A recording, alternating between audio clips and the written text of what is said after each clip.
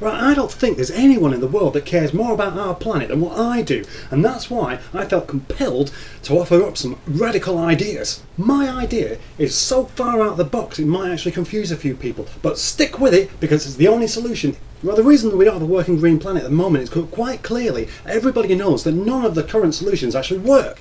Wind farms are a waste of time because if enough turbines are erected to give us the electricity that we need, then they'll use up all the wind and there'll be no weather left to generate any energy. Solar panels sound promising and you can't run out of ultraviolet rays too easily, but all these panels would reflect the light back out into outer space and make our planet much more visible to the nasty aliens that want to come down and steal our water. So we may as well put an ad on the universe wide web saying that we want our heads kicking in. Honestly, it's too dangerous.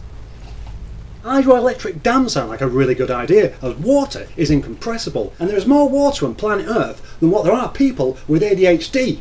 But water and electricity don't mix, and we could easily set the whole world on fire and we'd have to rebuild humanity all over again. And I don't fancy going back to eating apples and have my ribs robbed for the sake of the suffragettes. Anyway, now that I've explained why none of these ideas could ever work, it's time to open the doors of perception and get ready to be blown away with some special Morris wisdom. What we need to do is build a massive nuclear power plant in space. And I say massive because it needs to be about the size of Venus, but a bit more stable, if you get my meaning. And Vodafone can find a way of getting the energy back to Earth using some means of wireless technology. But the best bit is what we do with the waste, as this is the cause for nuclear energy not being embraced like a great big vanilla smelling teddy bear. What we do is build masses of monster rocket things, load them up with the radioactive waste and fire it into the sun.